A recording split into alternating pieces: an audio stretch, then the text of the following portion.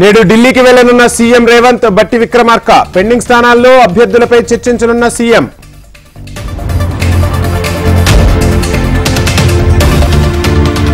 నేడు ఎమ్మెల్సీ కవిత బెయిల్ పిటిషన్పై విచారణ చేపట్టనున్న రౌజ్ అవెన్యూ కోర్టు.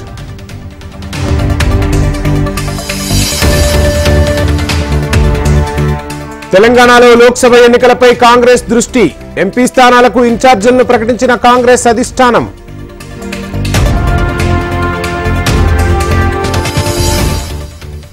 ఎన్నికల నేపథ్యంలో ఆంధ్రప్రదేశ్ డిఎస్సి పరీక్ష వాయిదా, ఎన్నికల కోడ్ ముగిసిన తర్వాతే పరీక్షలు నిర్వహించాలని ఆదేశం.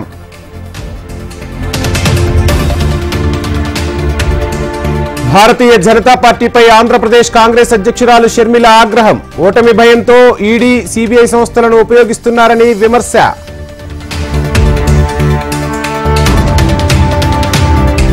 పిఠాపురం ఎన్డీఏ నేతలతో పవన్ కళ్యాణ్ ఆత్మీయ సమావేశం, రాష్ట్ర విముక్తి కోసమే పొత్తు పెట్టుకున్నామని వ్యాఖ్యలు.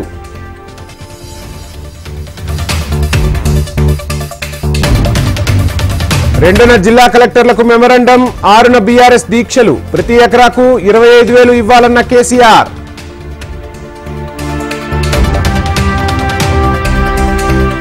ఆంధ్రప్రదేశ్లో సచివాలయ సిబ్బందితో పెన్షన్ల పంపిణీ, ఉత్తర్వులు జారీ చేసిన సెర్ఫ్.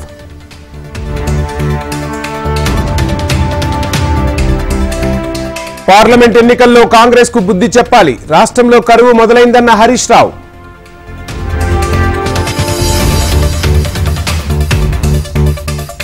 కాంగ్రెస్ లో చేరిన కడియం శ్రీహరి, కావ్య, పార్టీలోకి ఆహ్వానించిన మున్షి రేవంత్.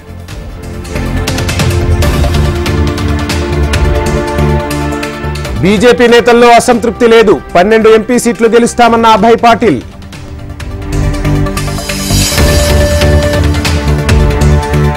సీఎం రేవంత్ రెడ్డిపై డీకే అరుణ విమర్శనాస్త్రాలు, రేవంత్ కు ఓటమి భయం పట్టుకుందని కమెంట్. చంద్రబాబుది మోసపూరిత రాజకీయం, వాలంటీర్లపై కక్ష పెట్టుకున్నారన్న సజ్జల.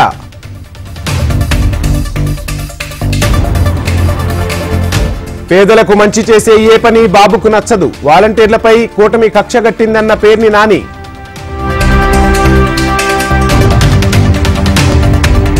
సీఎం జగన్ తోనే సామాజిక న్యాయం, చంద్రబాబు బీసీలపైకి ఓసీలను ఉసిగొల్పుతున్నారన్న బొత్స.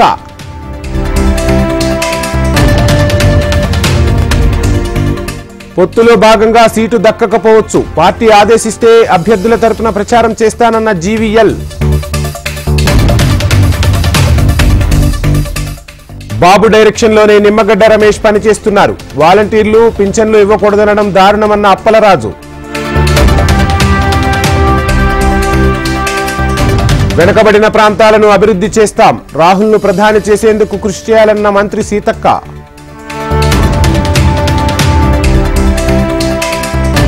ఫోన్ ట్యాపింగ్ కేసులో కీలక పరిణామం, నేడు అమెరికా నుంచి రానున్న కీలక సూత్రధారి ప్రభాకర్ రావు.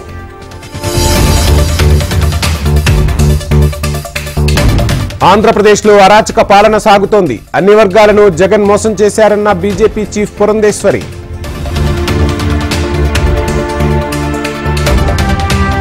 ఎన్నికల కోడ్ నేపథ్యంలో మన్ కీ బాత్ కు బ్రేక్, 3 నెలల పాటు ఆగిపోనున్న కార్యక్రమం.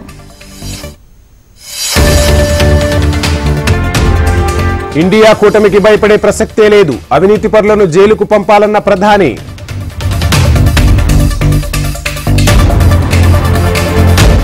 బీజేపీ, ఐటీ, ఈడీ, సిబిఐలతో దేశాన్ని పాలిస్తోంది, మోడీ మ్యాచ్ ఫిక్సింగ్ ప్లాన్ చేస్తున్నారన్న రాహుల్.